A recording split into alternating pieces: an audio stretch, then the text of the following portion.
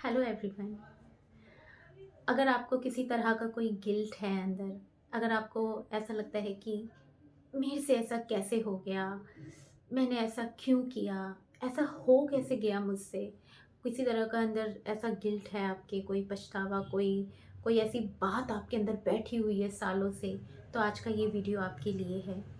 और जो मैं आपको स्टोरी बताने जा रही हूँ, इसको बहुत ध्यान से सुनिएगा, इससे आपको बहुत सारी बात समझ में आएंगी।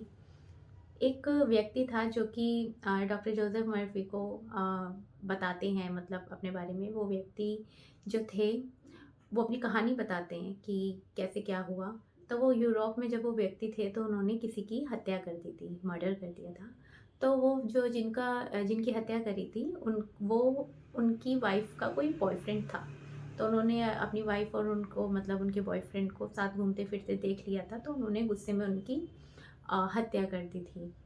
और फिर उसके बाद वहाँ के कानून ने भी उनको कोई ज़्यादा लंबी सज़ा नहीं दी। कुछ महीनों की उन्होंने जेल वेल काटी और देन वो छूट गए। उसके बाद वो अमेरिका गए। वहाँ पर जाकर उन्होंने शादी करी दूसरी।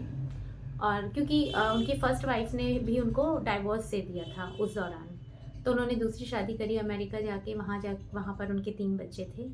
और फिर उसके बाद में वो एक इतने अच्छे व्यक्ति बने, वो लोगों की हेल्प करते थे। वो मतलब कि वो हेल्प करते थे और उनका दिल लोगों के लिए एकदम, जिसे कहते हैं ना, प्यार से, सद्भावना से, लोगों के लिए दुआएँ हर वक़्त देना, इन चीज़ों से उसका दिल भरा हुआ था उस वक़्त पे।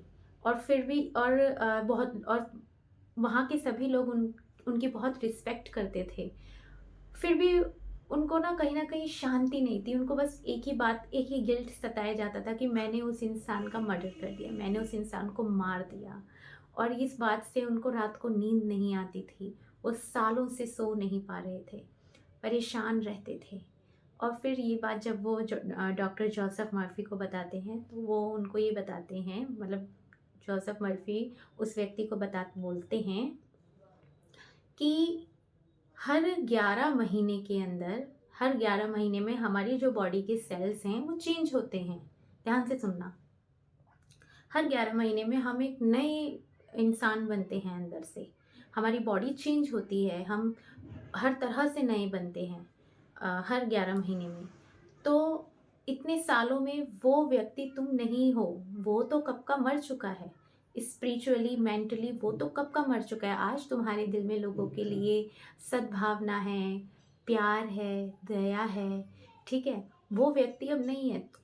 आज जो मैं जिस व्यक्ति से बात कर रहा हूँ, ये व्यक्ति तो कोई और है। तुम अपने आप को जिस इंसान ने कोई अपराध ही नहीं करा, जो लोगों के प्रति इतना प्रेम रखता है, उस इंसान को, उस इंसान की सज़ा क्यों दे रहे हो?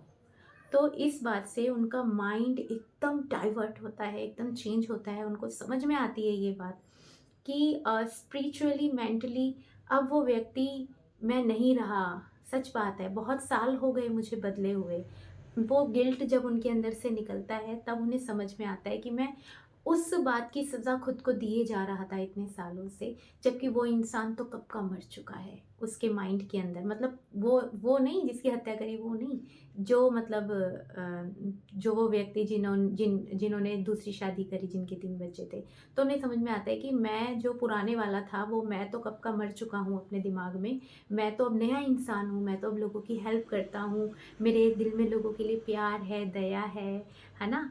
तो इसलिए आज अगर आपको किसी बात का गिल्ट है, किसी बात का अंदर से, सोचो उस इंसान ने किसी की हत्या करी थी, ठीक है?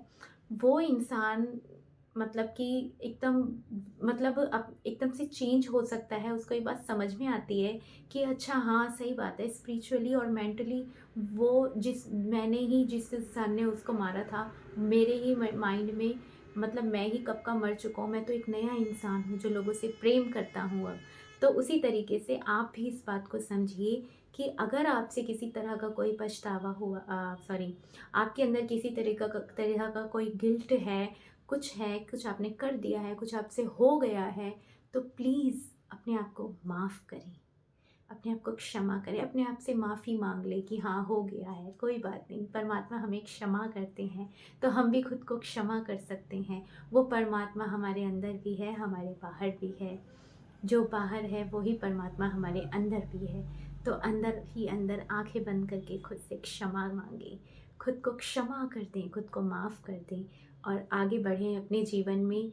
और आगे बढ़ें और आगे बढ़ते ही रहे, पीछे मुड़ के नहीं देखना है। जो हो गया सो हो गया, खुद को माफ़ करना है। जीवन हमें क्षमा करता है, परमात्मा दयालु है, वो हमें क्षमा करता है। तो हमें भी खुद के लिए दया भाव रखना चाहिए, खुद को क्षमा कर देना चाहिए।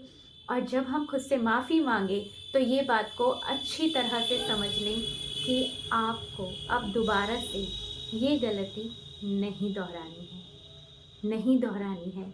सॉरी का मतलब ही ये होता है, माफ़ी माँगने का मतलब ही ये होता है कि हम इस गलती को अब कभी भी नहीं करेंगे, चाहे कुछ हो जाए।